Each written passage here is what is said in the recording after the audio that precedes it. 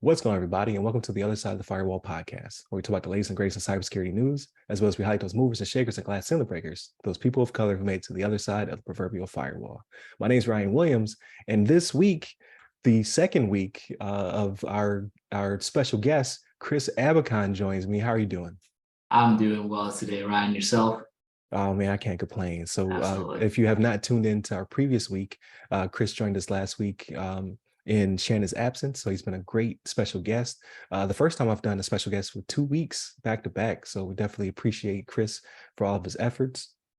And we want to jump right into the story. So this is breaking news, right? So this one comes from ABC News. It's written by Pat Eaton-Robe from the Associated Press. The title of the article is "A Cyber Attack Has Disrupted Hospitals and Healthcare in Several States." So in Manchester, Connecticut, a cyber attack has affected computers at hospitals in multiple states. Well, so not just Connecticut, but this one comes out of Connecticut, the article, forcing some emergency rooms to close and ambulances to be diverted. So what do you think about this, Chris? I really think that the healthcare industry specifically is very susceptible to cyber attacks because one of its inherently caring nature, and two, at the end of the article, they specifically state that the attack surface of a hospital system, hospital group, it's very large, right? You've got clinics, satellite clinics with main hospital branches, right? And I was just thinking about it as I was reading the article. How many times you go into the doctor's office, right? And there's just a computer just sitting there, right? And you'd be left alone with that computer, right? So if that asset isn't fully secured, it has the data loss prevention technology, somebody could just plug in a USB drive, upload a virus or some kind of worm into it, right? So I think that there's a lot of ways in which somebody with a malicious intent could do damage to a hospital system. I definitely think that there might, at the heart of it, right? It's not the first thing on a practitioner or a healthcare practitioner's mind. Cybersecurity is, hey, how can I help the patient, right? And security, honestly, is kind of the opposite side of the spectrum. We're more, discerning. We're trying to see, hey, how is this guy or gal trying to get something out of us? And the human aspect of it, there's a lot of potential attack vectors, right? But I definitely think that the hospital systems throughout the country and throughout the world definitely need to take a hard look at their own cybersecurity practices and see where they can find the gaps and address those as needed. Yeah, absolutely. So I want to say it was, I can't remember how long ago it was, but I remember WannaCry, right? That was Yeah, that's the right. National Health Service, right? So in NHS, they had computers that were like Windows 95, Windows XP.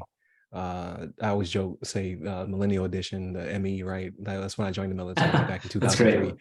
I think that was very short run. But it is very expensive, and it is a lot of work to upgrade your systems, but you can't just let it go, right? So I don't know what happened in this respect just yet. So they're still looking into it. So these were hospitals run by Prospect, and Prospect is out of, I think the list was Texas, California, I think they're Connecticut, Connecticut Rhode Island, based. and Yeah. Pennsylvania. Yeah. So they have a wide assortment of hospitals. Right now, the FBI has jumped into it. The White House has released a statement saying that the National Security Council was aware of it and tracking. So this one has received very big attention because we don't want a WannaCry situation here in the States, obviously, where it took down NHS for a very long period of time. It was a ransomware attack at that time. So it was one of the most sophisticated and one of the largest in the world when it did happen. So we're very sensitive to that type of situation. We obviously don't want to repeat here in the States. And like you said, healthcare is very, very far behind. It seems anyway, because I see a lot of these different articles pop up. This one just so happened to be within our window when we start to collect our, our shows for the week and what have you. And it just kept evolving and went from a hospital to several hospitals to several states. And who's to say what Monday looks like, right? When this one debuts. So again, there's a lot of work to be done in the healthcare side of the house. What surprisingly, like, so you brought it to my attention, like leaving the computer in front of people and things of that nature. Um, what we don't see in the military or in the VA, I did my first VA appointment, is that aspect of it because of common access cards and things of that nature. Like the security being performed by DoD installations is much different than that of civilian sector, right? So as consultants, we see that as well. Like I don't know if you, like me, have talked to a customer who has a policy and like the physical security just doesn't seem to be It doesn't existent. You exist, know what I mean? right? Yeah, and Exactly.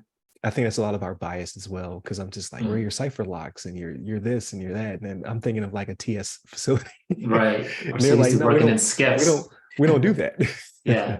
We don't need those type of you know, we don't have to practice that. We don't necessarily need those type of securities. We're not worried about somebody stealing national security secrets and things of that Mm. nature.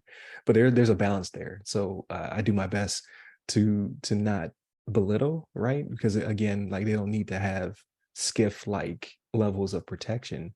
But at the same time, like who's protecting your server farm? Like, do you just have one key that you're just handing out? Like, do you have a visitor log? Do you have CCTV? Like, what are your security measures? You have a person at the front desk, and you talk to some people who don't have any of the above. They just never thought about that. They don't have to. They don't. They never thought that it was necessary. But then when you start to go dig into their policy, you're like, well, you do this exceptionally well, and then you're missing these things just because of trust and things of that nature, right? Um, Not to say that that's the same thing happening here on the healthcare side, because I think that they are becoming more restrictive because of the WannaCries and things of that nature. But you still see a lot of it. And you're just like, is it that the attackers are sophisticated and they're able to bypass these things, or is it the training of your clinicians, right? Like I understand they have to be rock stars when it comes to the practice of saving lives, but are they actually, are they just clicking through the CBT, or are they actually paying attention? Um, so I would be interested to see what comes out of this, to see if it was due to maybe lax vendor, or it was because of, a malicious link, or if it's insider threat, like what caused this specific incident to happen, um, and go from there. So very interesting. It's crazy that it's impacting at least 5 states, several hospitals. I feel bad for those who were in the midst of this in the back of an ambulance and had to be diverted. You know what I mean? Mm. Like, hopefully there were no fatalities due to this, and I'd like to see how this, further um evolves, right? Like hopefully they've already nipped in the bud. The FBI is involved now, so hopefully they are able to help them fix the breach and start to roll things back. So we will see. Any last words? Yeah, so the end of the article asked or stated that each of these breaches cost an organization about $11 million a piece on average. That's a ton, right? So Right. one other thought I had as well was, if this keeps happening, right? This is the one of the most susceptible sectors in the economy for cyber attacks. Is the government going to start mandating, uh, SOC 2 levels of uh, security for hospitals? And if that's the case, there's going to be a lot more in play in the future, right? So health, cybersecurity, and specifically cybersecurity with respect to healthcare, I definitely think the industry is going to grow in the next few years.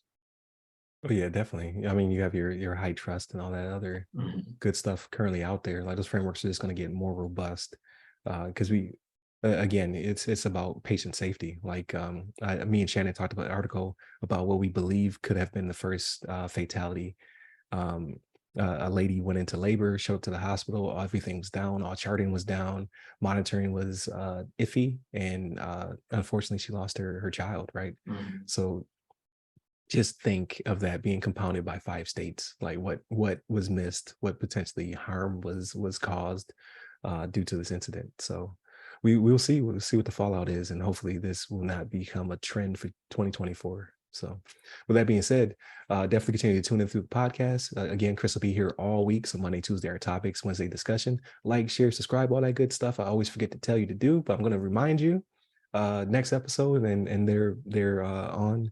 And then hit us up all the websites that go by our name. You can hit me up personally. I'm at RY Security Guy. That's RY Security Guy. I'm on LinkedIn, Clubhouse, Twitter, and Threads, but not really, because is anybody really on Threads? And you, Abacon? Or Chris? You can find me on LinkedIn under Chris Abacon. First person to pop up, I promise. There it is, Abacon. Abacon. Check him out. But stay safe, stay secure.